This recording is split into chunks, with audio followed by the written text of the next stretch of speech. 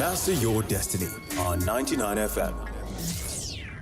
Welcome to the MYD show. We are delighted to have Lewis in studio with us to come share his incredible story. Lewis, let's talk about where you are today. Okay. Before we talk about where you've come from, tell us some of your successes, and there really are some incredible ones in your life right now. My mom told me not to talk about myself like that, not to brag, but But for you can interview's sake, I have to say it. I don't want to box myself into a specific industry or into just one thing that I do, but to the world, I am an international model. I am a TV producer and an organizer, like events organizer. So those are some of the titles. And on top of that, financial analyst, if you'd have me go in the corporate line. So, yeah. Amazing.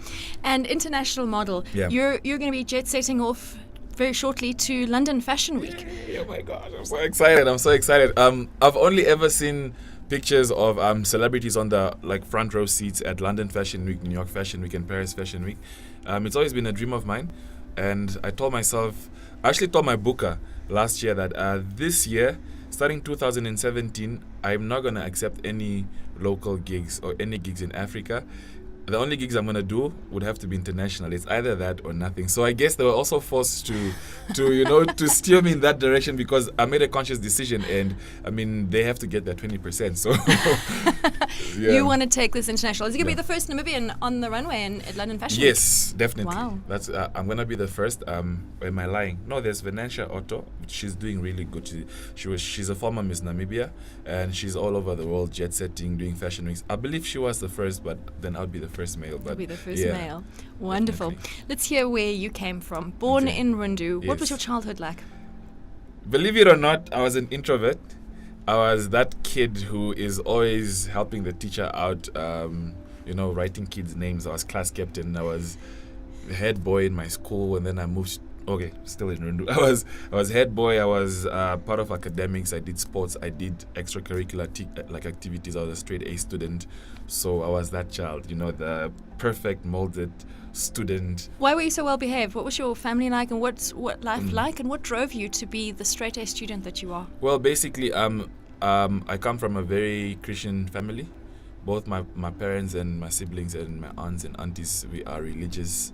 My father is an elder in church. Well, not church, we call it a congregation, basically. So automatically we had to adapt and fall in line, because you have to set an example. Some people call us like the preacher's kids and so forth. It's unusual that with that amount of pressure that you would choose to still stay true to your goals, because very often when we have a lot of pressure on us, we almost rebel against it. Yeah, Why true. didn't you? Yeah, no, I've always known that there's something bigger out there, and I've always known that you have to, go on to the next step. The plan was do well in school, get good grades, go to Windhoek. Eventually, Windhoek, you have to take it to the next step. You have to go to South Africa.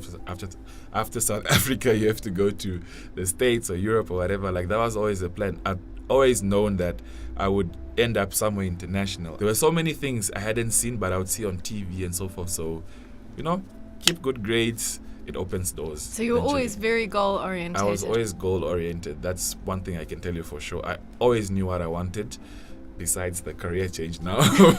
But I've always wanted to see the world. I've always wanted to go out, basically, yeah. Beautiful. It's quite amazing, and such an incredible determination that you've had for life, just to keep pushing forward, because you knew that you wanted to get somewhere, so Definitely. you needed to do the I hard had work. to, yeah.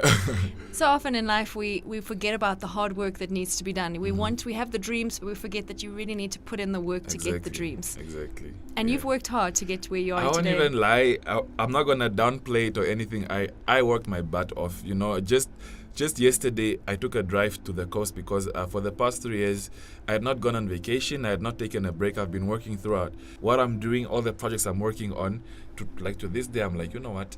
I have a goal. I have a mission.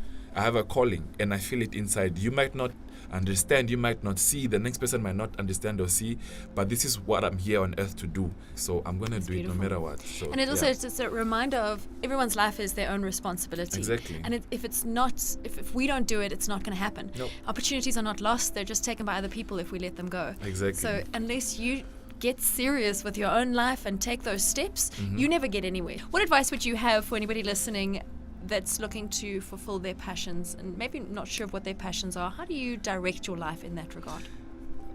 I'd say there's one thing that we've all been given from birth, there's a gift that all of us have. That's the gift of free will. With free will comes your instinct. Your gut is there. There's always that little voice inside of us that's talking to us and that's telling us that this is wrong, this is right. But as we grow, there's always noise. The noise starts to come from your parents, from your teachers, from your elders, and then there's too much noise. So then you start to forget who you are on the inside. You stop hearing the voice inside. So my advice would be you have to connect to that voice. That's your GPS. That's your compass. That's never wrong. It leads you in that right direction. Yeah. Absolutely. So lots of inspiration around. Yeah. Well, you've come to inspire us, that's for sure. What an incredible journey that you have walked. Thank you. And we wish you so much success as you continue to go and show the world the good Namibian name. So much pressure, but yay. You can do it. You like pressure. Thank you so much. Wonderful. Thank you, Lewis. Thank you for having me. It's been great having you. Thank you. Master your destiny on 99 FM.